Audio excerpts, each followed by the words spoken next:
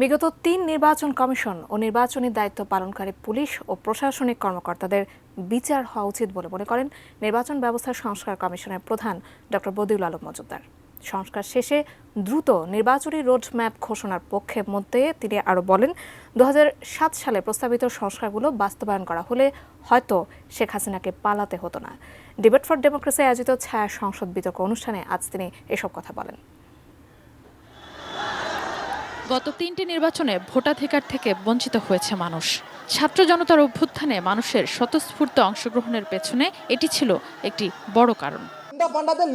সকালে এফডিসি মিলনায়তনে নির্বাচন কমিশন প্রার্থী ও নাগরিকদের ভূমিকা নিয়ে ছায়া সংসদ বিতর্ক আয়োজন করে ডিবেট ফর ডেমোক্রেসি। সরকারি দলে ছিল কবি নজরুল সরকারি কলেজ, বিরোধী দলে তেজগাঁও কলেজ। বিতর্কের যুক্তিতে বিগত নির্বাচনগুলোতে অনিয়মের নানান উদাহরণ তুলে ধরেন বক্তারা। জনগণের আন্দোলনের মাধ্যমে সেই স্বৈরাচারের পতন হয়েছে, তাহলে বিগত ১৫ বছরে কেন পতন হয়নি? জনগণ সেই নির্বাচন নিয়ে মাথায় ঘামায়নি। কিভাবে নির্বাচন কমিশন কখনো রাজনৈতিক দলের মদতপুষ্ট, কখনো সামরিক শাসনে আস্থাভাজন, কখনো শুধুমাত্র ক্ষমতা হস্তান্তর করেছে।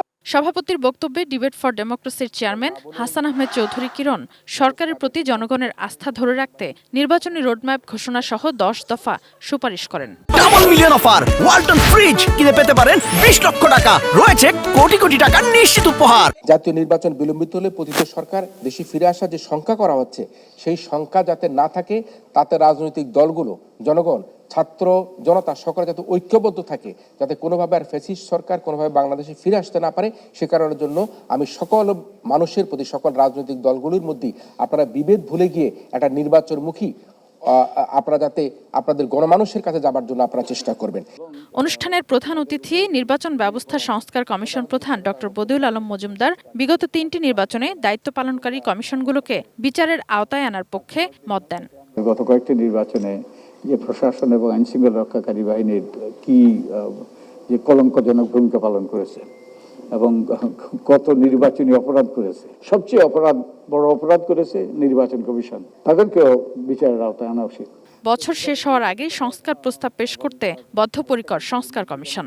২০০৭ সালে ৮ সালে যে সংস্কারের কথা ব্যাপক আলোচিত হয়েছিল, -2 একটা কথা বলা হয়েছিল, কিন্তু ওটা বাদ দিলেও যে ওই সংস্কারগুলো যদি কিছু কিছু সংস্কার যদি হতো তখন, তাহলে হয়তোবা আমি নিশ্চিত নই যে এই পরিস্থিতি আমাদের প্রধানমন্ত্রীকে পালাতে হলো, সেই পরিস্থিতি হয়তোবা সৃষ্টি হতো না, আমি নিশ্চিত নই।